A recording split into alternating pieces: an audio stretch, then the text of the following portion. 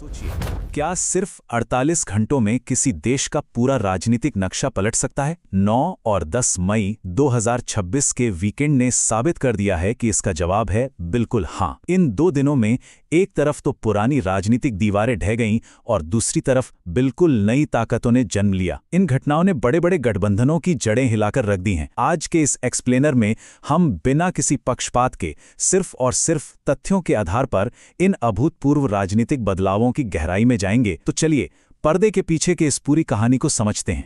9 और 10 मई का ये वीकेंड असल में सत्ता के जीवन चक्र का एक परफेक्ट उदाहरण है। देखिए, राजनीति सिर्फ चुनाव हारने या जीतने का गेम नहीं है। ये सत्ता हासिल करने, उसे संभालने और सबसे ज़रूरी बात, उसका सही इस्तेमाल करने के बारे में है। हम बिल्कुल निष्पक्ष तरीके से समझेंगे कि कैसे एक तरफ गठबंधन टूटते हैं और दूसरी तरफ सत्ता अपना रूप बदल लेती है। ये पूरा मकड़जाल कैसे काम करता है, ये जानना वाकई बहुत दिलचस्प है। आज के इस विश्लेषण की रूपरेखा कुछ इस तरह रहेगी। सबसे पहले बात करेंगे पश्चिम बंगाल के ऐतिहासिक सत्ता परिवर्तन की, फिर चलेंगे तमिलनाडु जहां एक बड़ा राजनीतिक भूचाल आया है। इसके बाद देखेंगे केरल और यूपी में सत्ता का प्रबंधन कैसे हो रहा है, और आखिर में बात करेंगे शासन की असली परीक्षा की। तो शुरू करते हैं पश्चिम बंगाल के सत्ता परिवर्तन से। 15 साल के एक लंबे शासन का अंत। जब इतने लंबे वक्त तक राज करने वाली सरकार की विदाई होती है ना, तो ये सिर्फ कुर्सियों की अदला बदली नहीं होती। ये पूरे प्रशासनिक और मनोवैज्ञानिक सिस्टम का एक तरह से पूरा रीसेट होता है। अब यहाँ जो संवैधानिक प्रक्रिया अपनाई गई वो बहुत ही ध्यान देने वाली है। आमतौर पर हम सोचते हैं कि सरकार गिरी तो मतलब अनुच्छेद 356 के तहत राष्ट्रपति शासन लग जाएगा, लेकिन पश्चिम बंगाल में ऐसा बिल्कुल नहीं हुआ। यहाँ राज्यपाल ने अनुच्छेद 174(2)(b) का इस्तेमाल किया। ये राज्यपाल का अपने एक विशेष अधिकार है, जिसका इस्तेमाल तब होता है जब मुख्यमंत्री खुद इस्तीफा दे दें या किसी के पास स्पष्ट बहुमत ना बचे। इसी नियम के तहत पुराने विधानसभा को आधिकारिक रूप से भंग करके नई सरकार के लिए रास्ता साफ किया गया। अब देखिए, राजनीति में जो दिखता है उसका बहुत गहरा मतलब होता है। राज्य के पहले बीजेपी मुख्यमंत्री के तौर पर शुभेंदु अधिकारी का ब्रिगेड परेड ग्राउंड में शपथ लेना, वो जगह जो बंगाल की राजनीति का केंद्र मानी जाती है। फिर अमित शाह का दक्षिणेश्वर काली मंदिर जाना और पूरे शहर का रातों रात प्रधानमंत्री के कटआउट से भर जाना, ये सब महज जश्न नहीं है। ये 15 साल पुराने नैरेटिव को पूरी तरह से मिटाकर एक नए वैचारिक युग के शुरू होने का बहुत ही स्पष्ट ऐलान है। अब आगे बढ़ते हैं और बात करते हैं तमिलनाडु के राजनैतिक भूचाल की। इसे हम जिंगा इफेक्ट कह सकते हैं। जिंगा गेम तो आपने देखा ही होगा।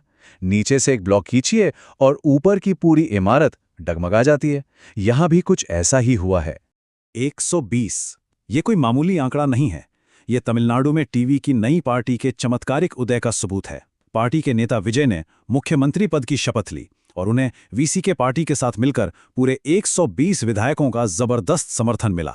जरा सोचिए, किसी एकदम नई पार्टी के लिए इतनी बड़ी संख्या जुटाना और सीधे सरकार बना लेना। राजनीति में ऐसे वाकये रोज रोज देखने को नहीं मिलते।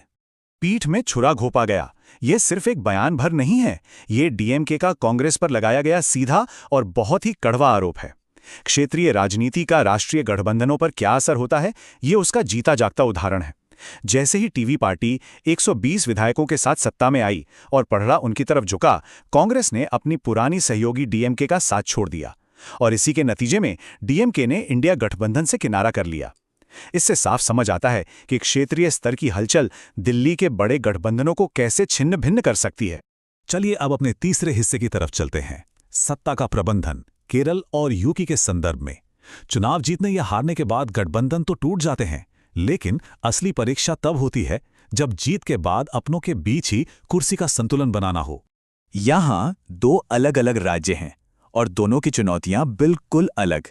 एक तरफ केरल है, जहां चुनाव जीतने के बाद कांग्रेस के अंदर ही मुख्यमंत्री पद के लिए रमेश चेन्निथला और वीडी सतीशन के बीच कड़ी टक्कर चल रही है। ये पार्टी के अंदर अलग अलग गुटों और समीकरणों को साधने की एक बड़ी जद्दोजहद है। वहीं दूसरी तरफ यूपी में योगी सरकार पहले से सत्ता में है और उनके सामने चुनौती है सत्ता विरोधी लहर, यानी एंटी इनकम्बेंसी को कम करने की। इसके लिए उन्होंने क्या रणनीति अपनाई? चुनाव से ठीक पहले कैबिनेट का विस्तार किया और 6 नए मंत्रियों को शामिल किया ताकि असंतुष्ट गुटों को शांत किया जा सके। मतलब एक जगह सत्ता बांटी जा रही है तो दूसरी जगह उसे बचाया जा रहा है। अब आते हैं हमारे आखिरी और सबसे अहम हिस्से पर, शासन की असली परीक्षा, जब सामना वास्तविकता से होता है। राजनीतिक शतरंज खेलना एक बात है, लेकिन कुर्सी पर बैठते ही जब अचानक कोई बड़ा संकट सामने आ जाए, तब असल लीडरशिप की पहचान होती है।